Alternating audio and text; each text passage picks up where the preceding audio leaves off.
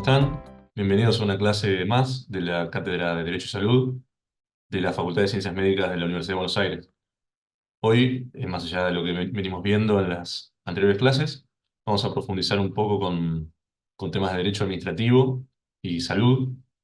El derecho administrativo es una de las distintas ramas del derecho que hay, de manera que también regula aspectos sanitarios, aspectos de la salud, de otra manera. No es igual que el derecho civil, no es igual que el derecho penal. Vamos a ver ahora que hay diferentes cuestiones que atañen al derecho administrativo, que escapan a lo que comúnmente entendemos quizá por derecho cuando hablamos de un litigio civil o incluso de un proceso penal.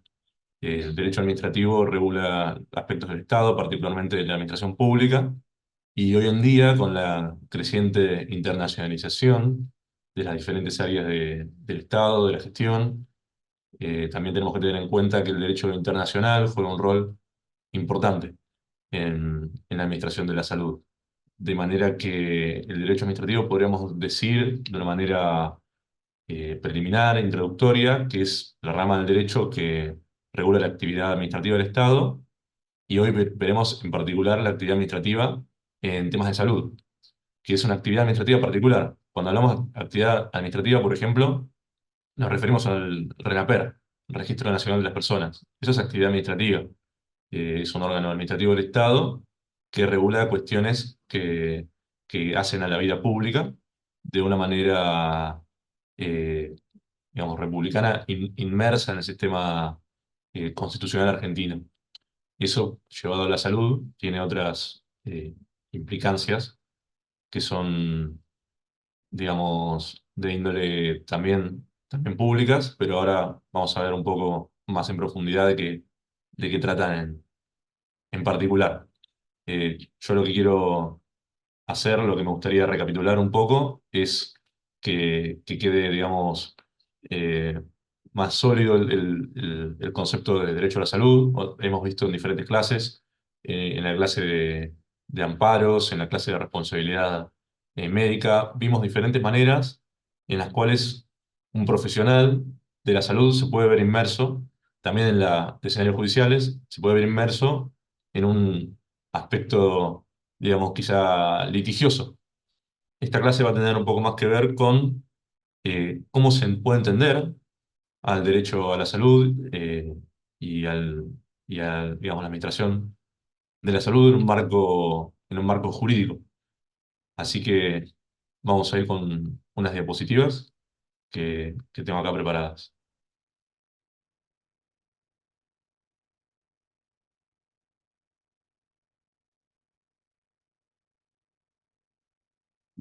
Como les mencionaba, el derecho administrativo de la salud es una rama que podemos entender como perteneciente al derecho administrativo general.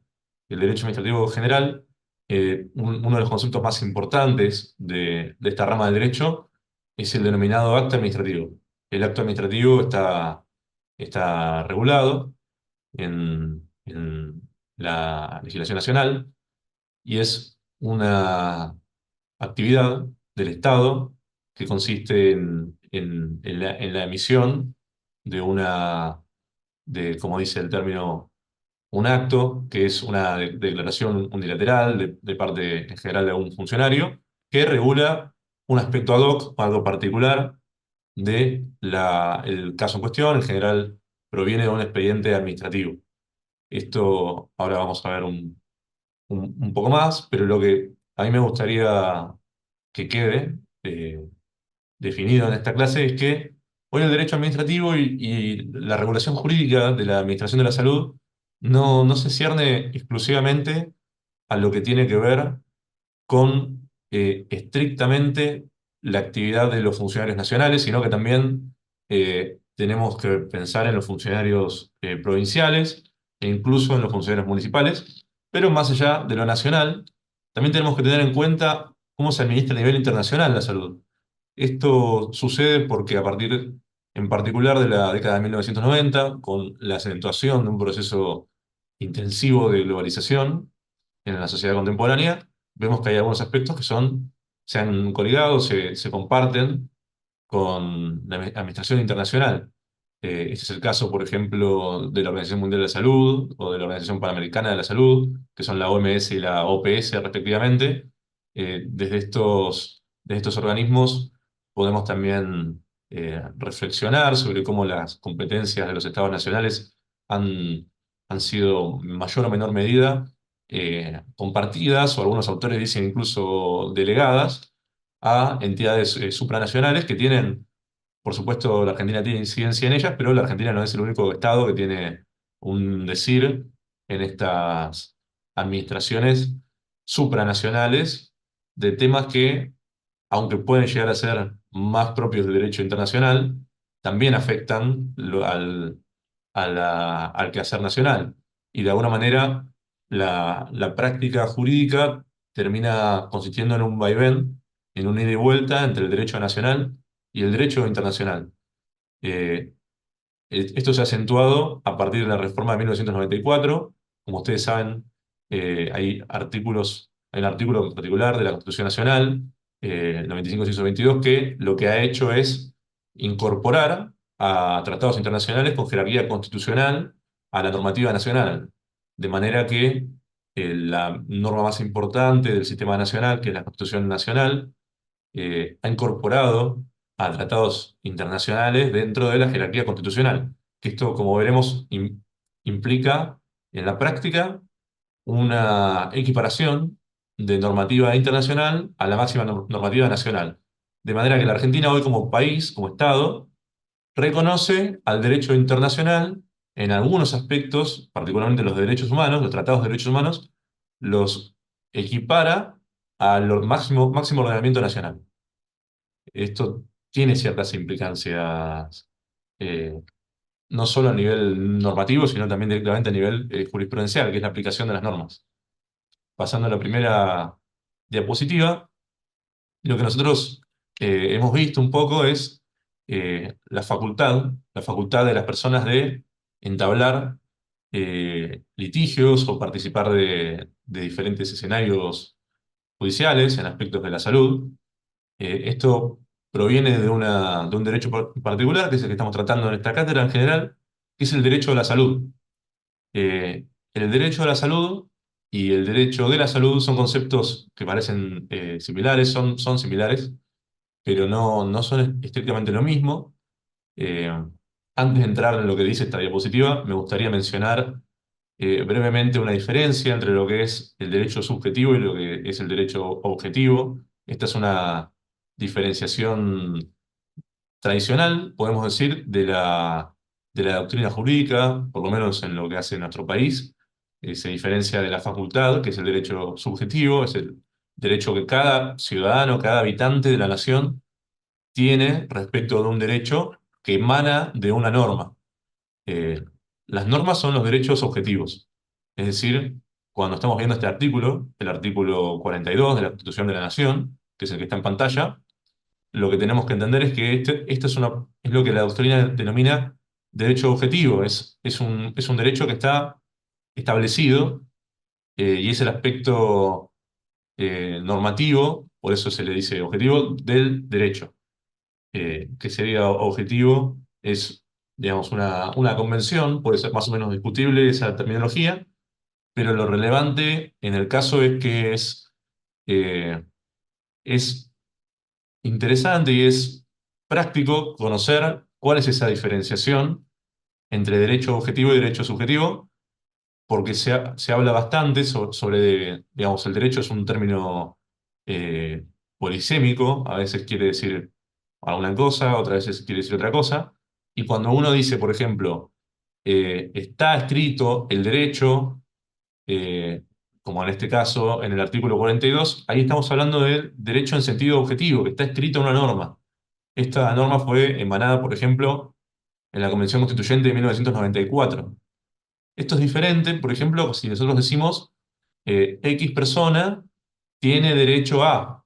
En este caso, diríamos, por ejemplo, que un consumidor, usuario de bienes y servicios, tiene derecho a, en una relación de consumo, a la protección de la salud. Que esto está mencionado en la Constitución, como habíamos dicho. Eh, y ahí estamos hablando de derecho en sentido ya subjetivo. Entonces, las dos partes componen a un sistema normativo pero hay que entender que son diferentes maneras de referirse al derecho. Ahora, yendo un poco más hacia esto, como les mencionaba, la Constitución Nacional es, en la jerarquía normativa argentina, es la norma de mayor jerarquía. Esto quiere decir que ninguna otra norma que esté por debajo puede incumplir con lo que se emana de la Constitución de la Nación. Eh, y acá entramos en algo ya más vinculado propiamente al derecho a la salud, que es dónde está escrito. Es decir, sí, nosotros vamos por la calle y preguntamos quizás a alguien y le decimos, disculpe, ¿usted tiene derecho a tener salud? Y en general nos va a responder que sí, es algo de sentido común. Porque es algo también que se desprende posiblemente de un sentido humanitario, de un sentido de humanidad, eh, más o menos básico. Las personas tenemos derecho a estar sanos, a estar sanas. Pero ¿de dónde se desprende a nivel objetivo eso? ¿Dónde tiene su raigambre en la normativa nacional?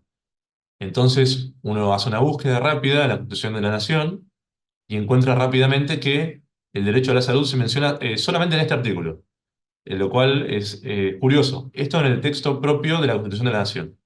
La Constitución de la Nación, de cualquier manera, establece que los derechos enumerados no son taxativos, de manera que esto quiere decir que las personas podemos tener acceso a derechos que eventualmente no están enumerados directamente en la Constitución, sino que se desprenden de los principios de la Constitución.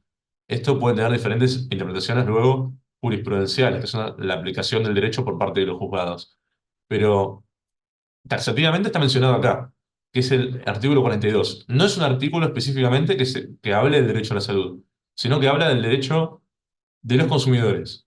Sin embargo, dentro del derecho del consumo, que es una rama que algunas personas lo vinculan al derecho civil y al derecho de los contratos, en general se estudia paralelamente cuando uno estudia contratos en las facultades de Derecho. El derecho a la salud es uno de estos aspectos que se vinculan al derecho del consumo. El derecho del consumo es básicamente cuando uno habla de consumidor final, eh, cuando uno habla de prestación de servicios o de intercambio de bienes para consumo final, a ese tipo de actividades se le aplica el derecho del consumo que nace en esta norma, en el artículo 42 de la Constitución. Pero a mí me pareció curioso y me pareció que valía el esfuerzo de ingresarlo en esta clase, que esté mencionada la salud acá, porque no es que figura en todos los artículos la salud como derecho objetivo en la Constitución. Entonces, decimos, ok, acá en la Constitución está en este artículo que está inmerso en el derecho, digamos, del consumo, es algo de otra índole, tiene una especificidad particular que no hace a la actividad de la salud en general, está mencionada la salud, la negrita del resaltado del texto es propio, es decir, no es que está específicamente resaltado el tema de la salud. Eh, Entonces, acá se lo ve en conjunto con la seguridad, con intereses económicos, con la información adecuada veraz, libertad de elección y trato equitativo y digno. Es decir, la salud parece ser algo más en este artículo. Entonces, ¿dónde es que está el tema del derecho a la salud? Bueno, la Constitución en su reforma del año 94 ha jerarquizado, como se mencionó antes, algunos tratados internacionales. Estos tratados internacionales eh, están equiparados al artículo 42, por ejemplo. También al resto de los artículos. Están equiparados en su jerarquía normativa. Esto quiere decir que ninguna ley nacional emanada del Congreso Nacional los puede contradecir. Aunque sean normas internacionales, la Argentina las recepta como superiores a sus leyes. Esto es fundamental, básicamente en la cuestión normativa, en la cuestión de derecho objetivo, como mencionaba antes, porque define cuáles son los derechos que regulan las actividades humanas en general en la nación argentina. Pasando a la siguiente diapositiva, acá podemos ver que el artículo 12 del Pacto Internacional de Derechos Económicos es el artículo que regula el derecho a la salud en las cuestiones normativas internas. Es decir, este tratado, si uno lo busca, se llama PIDES, que es la abreviación, Eh, es un tratado que está jerarquizado eh, constitucionalmente, es decir, que como mencionaba, tiene esa entidad del derecho nacional. Y acá vemos que los estados partes, según el inciso 1 del artículo 12 de este tratado, en el presente pacto reconocen el derecho de toda persona al disfrute de más alto nivel posible de salud física y mental. Entonces, de alguna manera, aunque no sea texto estrictamente de la Constitución, la jerarquía normativa máxima, el artículo máximo que habla del derecho a la salud, en la jerarquía argentina es este artículo, que es el artículo 12 del Pacto Internacional de Derechos Económicos, Sociales y Culturales. Acá encontramos que entre las medidas que deberán adoptar los estados, el pacto, como dice, eh, se mencionan cuatro medidas que los estados deben adoptar, que son la reducción básicamente de la mortalidad infantil, el mejoramiento de la higiene del trabajo y el ambiente, la prevención eh, de las enfermedades epidémicas, que es un tema importante que trata, por ejemplo, la OMS en profundidad, es una de los grandes motivos por los cuales la OMS ha sido constituida, el tema de las epidemias, y también la creación de condiciones que aseguren la asistencia médica y los servicios médicos en caso de enfermedad. Esta es la norma que propone, que dispone, mejor dicho, esta protección mínima que debe garantizar el Estado argentino, ya que ha jerarquizado esta norma constitucionalmente, además de adherir al tratado. Eh, El resto de los tratados que no tienen jerarquía constitucional, se debate cuál es su jerarquía específica, porque en derecho internacional, por la Convención de Viena, derecho a los tratados, uno debe cumplir los tratados. Sin embargo, en el derecho interno se debate si los tratados en general están por encima o por debajo o en la misma altura que la Constitución. Con el caso de los tratados jerarquizados, que están explícitamente mencionados, eso ya no queda margen de discusión, tienen exactamente la misma jerarquía que la Constitución de la Nación. Entonces, este artículo que está dentro de ese corpus normativo establece estos lineamientos para el derecho a la salud, que como se menciona es tanto salud física como mental. La OMS después tiene también su propia definición de lo que es la salud. ¿Por qué es importante esto?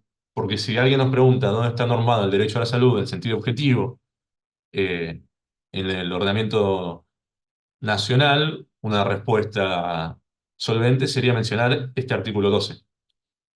Ahora, pasando a lo que es el derecho administrativo de la salud. ¿De dónde nace el derecho administrativo de la salud? Nace de la regulación de la administración en sus aspectos sanitarios. ¿Qué tiene que hacer la administración en sus aspectos sanitarios? Principalmente cumplir con lo que establece la Constitución, es decir, cumplir con el artículo 12 del tratado que vimos recién y el artículo 42 de la Constitución de la Nación, además de la salud como derecho no enumerado taxativamente en la Constitución de la Nación. Entonces, ¿cuál es el objetivo del derecho administrativo? El objetivo del derecho administrativo es regular la salud. Mejor dicho, el objetivo del derecho administrativo es regular la administración pública, pero cuando hablamos de salud y hablamos de derecho administrativo sanitario o derecho administrativo social, como vemos acá en la diapositiva, ahí sí nos enfocamos en la salud en particular. Entonces, cuando decimos derecho administrativo de la salud, lo que estamos hablando es de la capacidad que tiene el Estado de hacer una regulación sanitaria de diferentes aspectos. La regulación sanitaria viene ya desde el siglo XIX. En el siglo XIX en Argentina ya hay algunos antecedentes jurisprudenciales sobre cuestiones de salud pública. Esto se refería inicialmente, los fallos que uno va a poder encontrar, no los mencioné en las diapositivas, no los tengo aquí, pero si en algún momento tienen alguna consulta, yo después los voy a estar subiendo, seguramente al campus, y si tienen alguna consulta, me pueden hacer por mail. Estos fallos, que quiere decir un antecedente jurisprudencial, una decisión judicial, ¿no? También se puede interpretar como lo que dice el juez, como lo que interpreta un juez o un tribunal sobre qué es el derecho. Estos fallos mencionan en general la salud pública como una cuestión de orden, como una cuestión de higiene, como una cuestión que hace a un estándar mínimo, digamos, de convivencia en una cuestión vinculada al ambiente, vinculada a lo que es un espacio común, eh, y vinculada, digamos, a este derecho, si uno quiere, de alguna manera, primitivo del derecho a la salud, como entendido como algo proveniente del derecho administrativo, vinculado a esta concepción, digamos, de un orden básico que hace a la convivencia. Entonces uno encuentra que el derecho administrativo de la salud en el siglo XIX, antiguamente, se refería más estrictamente a cuestiones de permisos. El derecho administrativo tiene mucho que ver con el surgimiento de permisos. Por ejemplo, permiso a conducir si uno eh, aprueba el examen de manejo. Por ejemplo, eso es parte del derecho administrativo. La administración decide quién puede manejar o quién no puede manejar, quién no puede conducir un vehículo. Por ejemplo, un automóvil o una moto. Eh, este aspecto del derecho administrativo, como mencionaba, en el siglo XIX se traducía en permisos sobre si podía operar o no podía operar, por ejemplo, un negocio, dada la contaminación que hacía. Entonces vemos que el derecho administrativo de la salud, en su origen, surge muy coligado al ambiente. Como se mencionaba, voy a volver un segundo al artículo anterior. Acá en el derecho internacional de los derechos humanos vemos que en el artículo 2 inciso B, está ya explícitamente mencionado el ambiente como un tema vinculado a la salud. De manera que el ambiente en el derecho se ha históricamente vinculado a la salud. Esto no debería de esta manera extrañarnos que el comienzo de la salud pública, a nivel jurídico y a nivel jurisprudencial, esté en conexión con estos aspectos, eh, mm, digamos, sanitarios vinculados al ambiente, entendido como, no sé si necesariamente como un derecho en esa época, porque no recuerdo si se hablaba de derecho al ambiente en el siglo XIX, posiblemente no lo encontremos en esos términos, sino que se hablaba del derecho a la salud pública, a la convivencia sana, etcétera. Ahora, en el siglo XX, el Estado, con lo que se denominó también de alguna manera welfare state, que es un término de la ciencia política que se refiere a cuando el Estado adquirió y se dio a sí mismo, a través de normas, capacidades extensivas en la sociedad civil, es decir, ya el Estado, en lo que se llama en español el Estado de bienestar, no refiere exclusivamente a lo que es, como anteriormente se denominaba quizá un Estado de policía, un Estado gendarme, que custodiaba los derechos básicos, los derechos tradicionales, también denominados de primera generación, por ejemplo, el derecho a la propiedad, el derecho a la libertad, sino que el Estado adquirió mayores competencias, particularmente luego de la década del 20, de la década del 30, de lo que se denominó también el constitucionalismo social, que en Argentina tuvo su correlato en México, en España, se incluyeron derechos sociales en las constituciones. Esto provocó, o mejor dicho, fue parte de un movimiento eh, jurídico internacional, de una tendencia internacional que quiso incluir ciertos derechos que no estaban en las constituciones tradicionales del siglo XIX. La Constitución argentina, recordemos que es de 1853, 1860, con la Incorporación de Buenos Aires.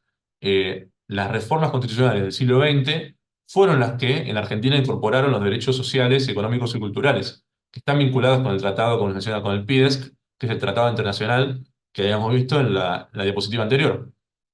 Esto quiere decir, eh, en términos jurídicos, que el Estado adquiere competencias para regular de manera, digamos, mayor aspectos de la vida cotidiana.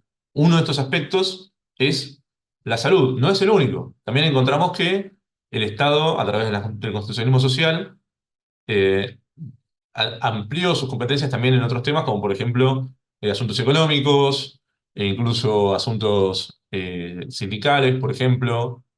Eh, Esto no es algo estrictamente novedoso, ya que podemos encontrar rastros de este tipo de derechos ya en la década de 1910, 1920, 1930, de manera que no es algo nuevo, pero la salud a partir de ese momento fue cobrando una mayor relevancia en el ordenamiento normativo interno. También esto tiene que ver con la capacidad de los estados de administrar sus asuntos internos y de la creciente demanda social ante la urbanización de las sociedades, de que el Estado pueda efectivamente tender, digamos, a través de su administración, a través del aparato administrativo del Estado, sus recursos para intentar resolver o intentar administrar, como dice el término de administración pública, cuestiones que atañen a la sociedad en general.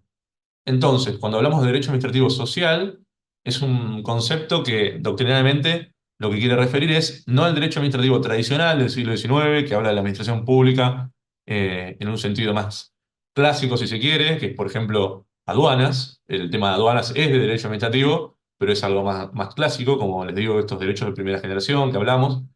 Eh, Sino que esto es derecho administrativo quizás de segunda generación, se suele decir, o derecho administrativo que regula lo que constitucionalmente se entiende como derechos sociales, económicos y culturales, que como les digo estaban regulados también en el tratado que está jerarquizado constitucionalmente, mencionado en la diapositiva anterior, cuyo artículo 12 habla del derecho a la salud. Entonces, esta es una rama de derecho administrativo que regula los aspectos sanitarios, en particular de la Argentina, o en su caso de cualquier otro estado. En general, todos los estados, por ejemplo Brasil, por ejemplo México, tienen sistema de salud en América Latina, estamos hablando, ¿no? También en Europa, podemos hablar del caso, por ejemplo, inglés, que tienen también regulado el derecho eh, a la salud con un sistema que es considerado, digamos, un sistema de referencia a nivel internacional. También es el caso francés, el caso alemán, incluso el caso español.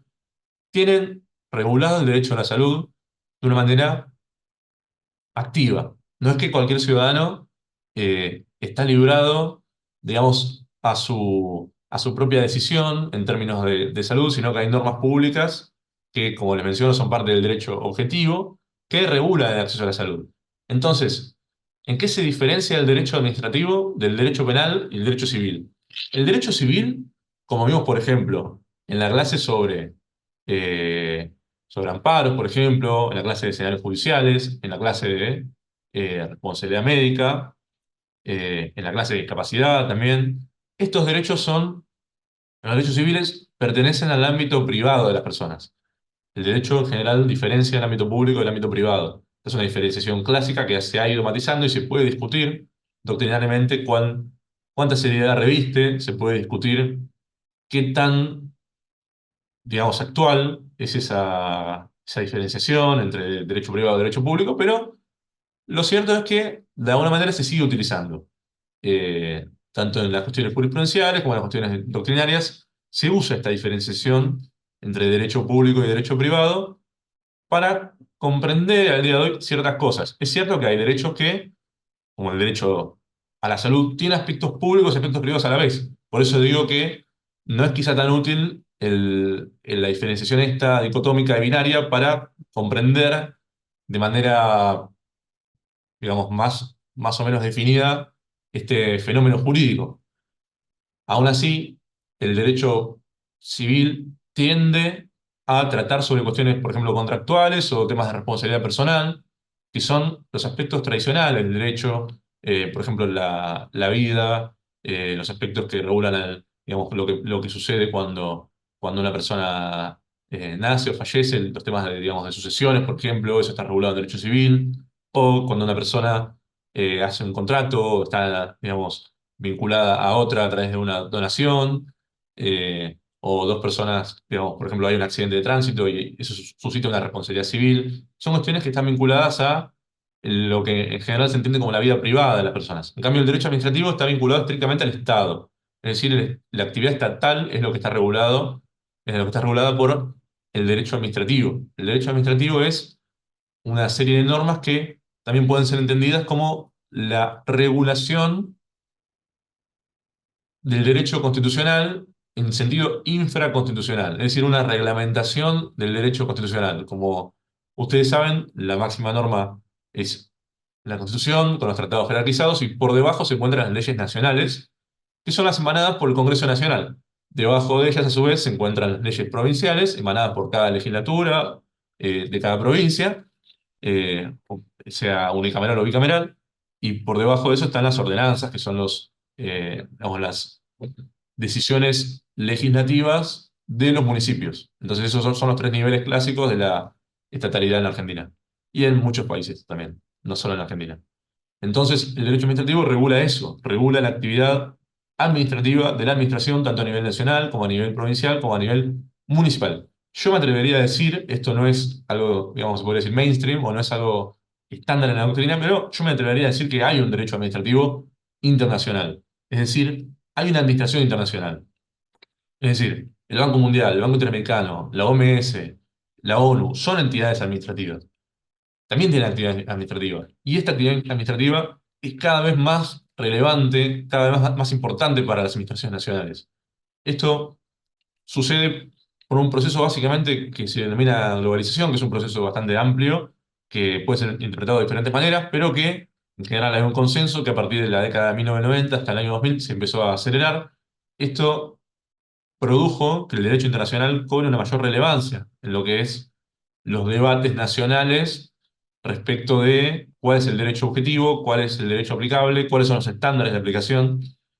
Esto tiene un correlato en lo nacional, como vimos, que fue la incorporación de los tratados internacionales con jerarquía constitucional. Es decir, la globalización tuvo tanta fuerza en Argentina que los convencionales decidieron en esa época incluir al derecho internacional con la misma jerarquía que el derecho nacional. Con lo cual, esto es para mí una evidencia bastante contundente de la relevancia del derecho internacional, y lo es cada vez más. Esto entra en tensión, por supuesto, con el concepto de soberanía. Hay mucho discutido en este aspecto.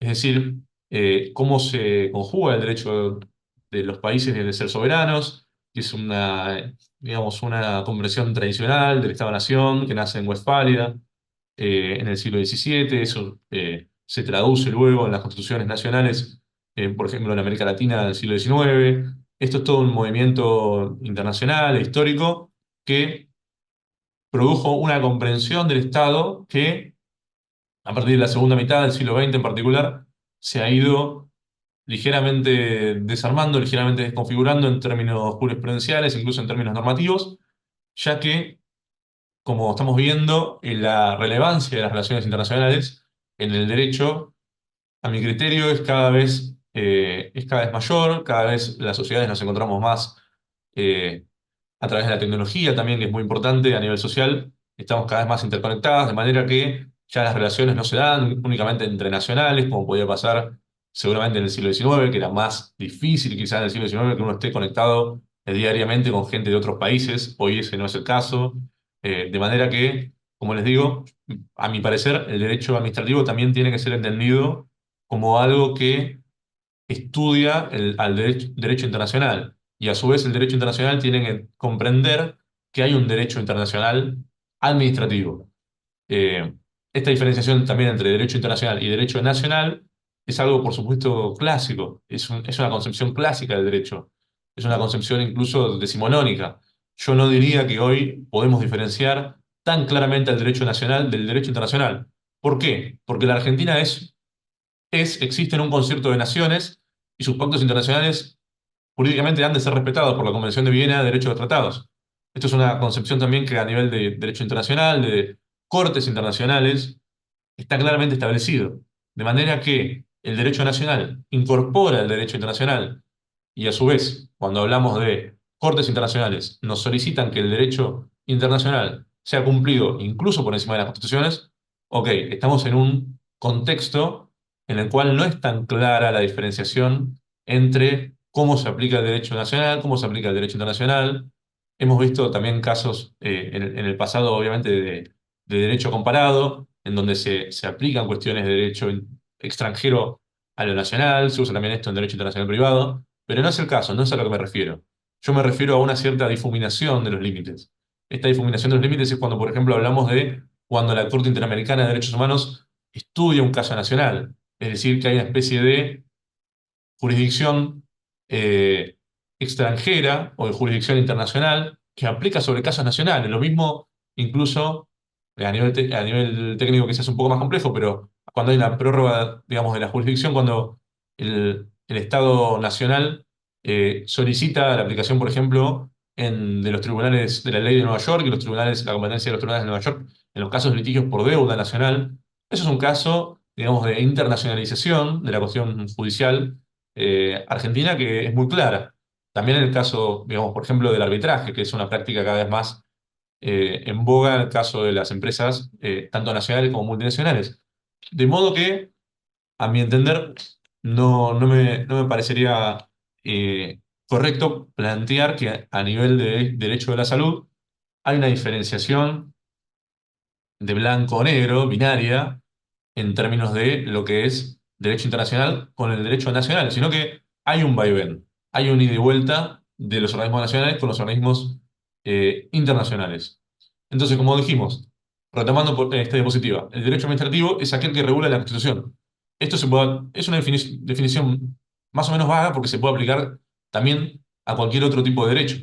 Pero el derecho administrativo tiene la particularidad de que regula la Constitución para la administración pública. Y esto tiene un correlato práctico en la vida de todos los ciudadanos bastante relevante, porque, por ejemplo, define de qué manera podemos acceder a un hospital público. ¿Cómo se regula eso?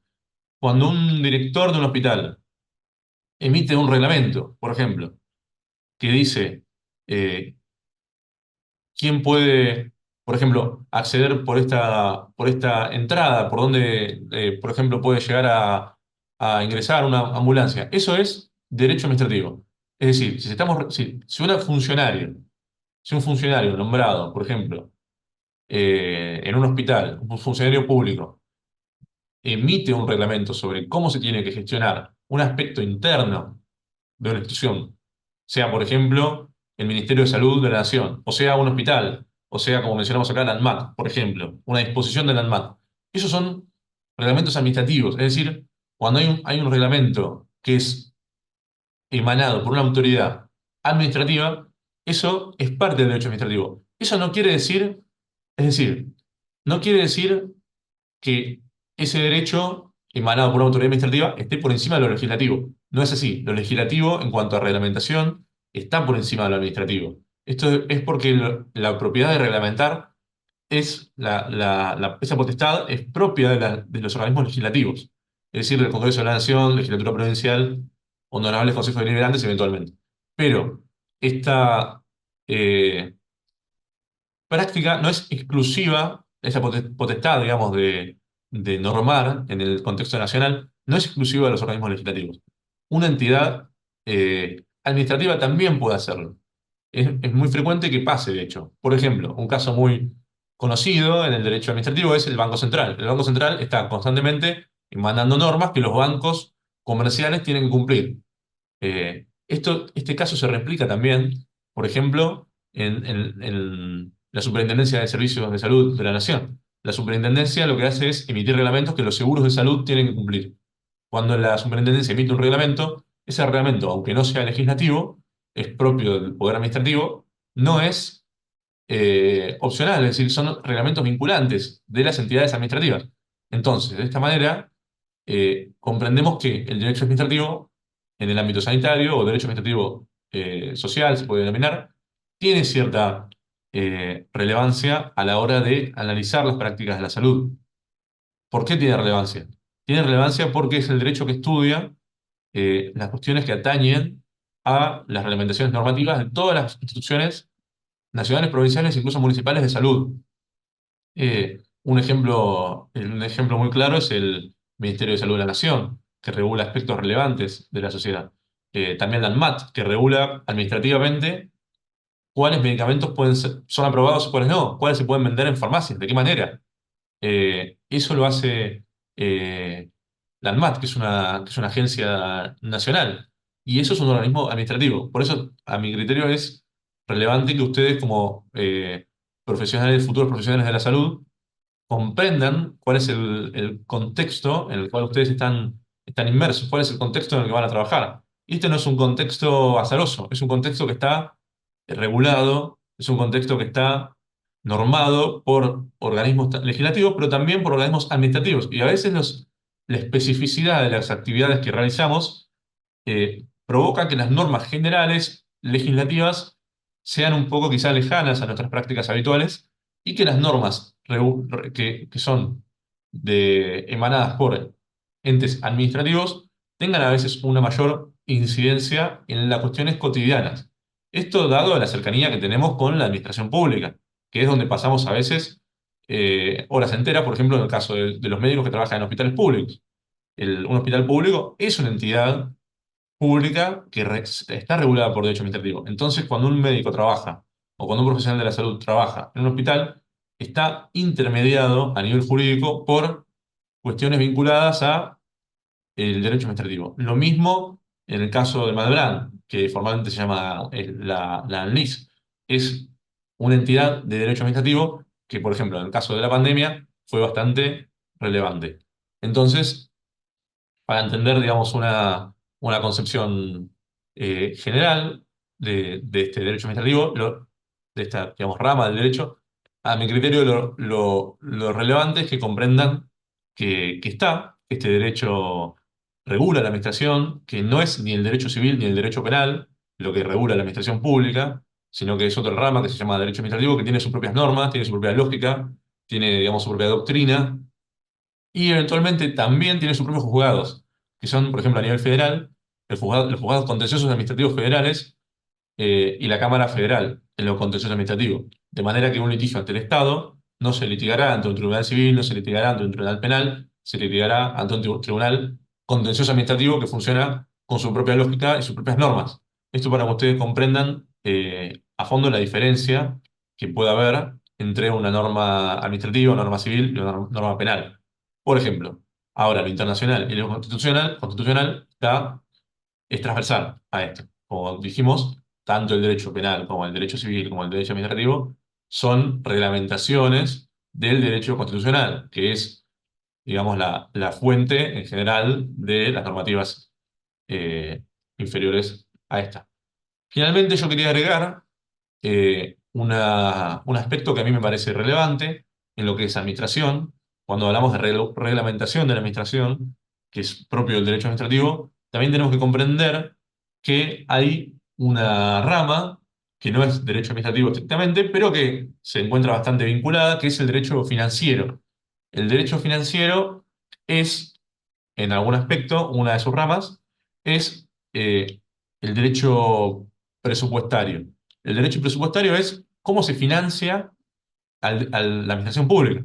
Entonces, ¿por qué lo traigo a colación? Porque me parece relevante para comprender y terminar de pintar una introducción. Esta clase es una introducción, por supuesto, no es una clase para profundizar sobre derecho administrativo, no es una clase para profundizar sobre el financiamiento internacional de la salud, pero sí es una clase para eh, generar algunos conceptos, dar un inicio a ciertos debates que eventualmente podrían tener una relevancia mayor o menor dentro del ámbito de esta cátedra, partiendo de esta clase asincrónica, pero que el día de mañana quizá podamos expandir a otras iniciativas. Eh, y en este panorama me parece relevante que el financiamiento internacional de la salud en términos jurídicos tenga una inserción. ¿Por qué?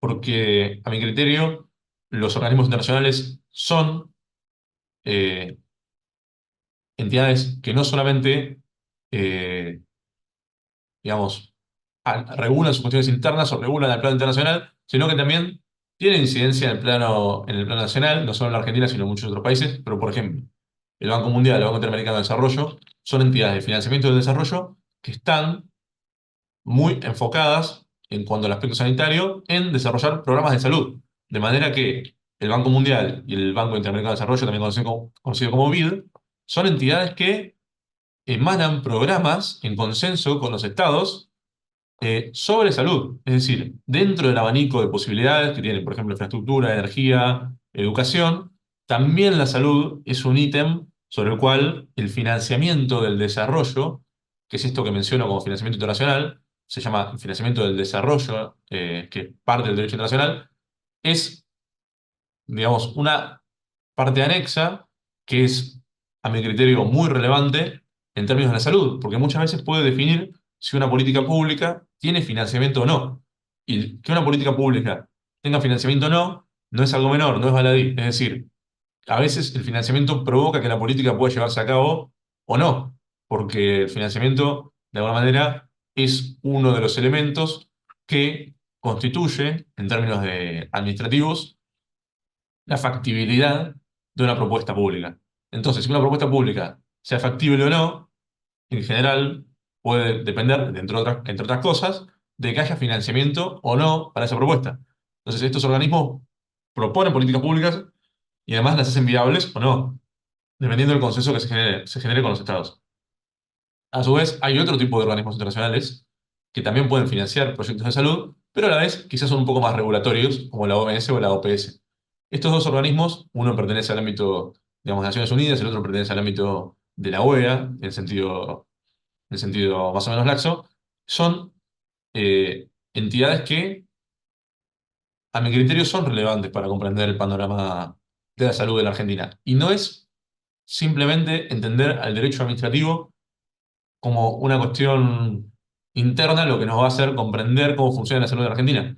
La salud en la Argentina, a nivel jurídico, no está mediada solamente por lo que dicta el Congreso Nacional, sino que, como les digo, el derecho internacional es muy relevante para comprender este fenómeno. Entonces, primeramente, para, digamos, recapitular un poco, vamos a finalizar acá ya la presentación de las diapositivas.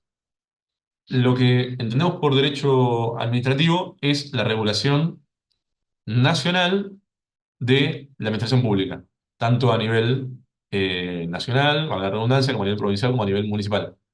Pero esto no tendría que hacernos eh, ir estrictamente hacia un concepto que nos limite a lo nacional para comprender el funcionamiento interno del derecho a la salud en la Argentina, ya que, como mencionamos, no solo el derecho internacional de los derechos humanos es algo que regula a la salud, es algo que está jerarquizado constitucionalmente, sino que el derecho internacional, en el sentido de las agencias internacionales que tienen su derecho administrativo interno, también, también son relevantes para comprender en general el panorama nacional. De esta manera, concluimos la clase. Espero que les haya gustado, les haya sido enriquecedora. De cualquier manera, queda abierta la, la oportunidad de profundizar tanto el derecho administrativo de la salud y las cuestiones regulatorias propias del ordenamiento interno, emanadas por los organismos administrativos nacionales, tanto eso como queda abierta también la oportunidad de hacer una clase específica sobre Derecho Internacional de la Salud o sobre Financiamiento Internacional de la Salud, que también en su aspecto jurídico considero que es relevante. Así que muchas gracias por, por oír, muchas gracias por estar, por cursar este curso asincrónico y espero que podamos encontrarnos pronto y si no, ante cualquier consulta, mi correo es tbrusco@fm.ua.ar. Muchas gracias.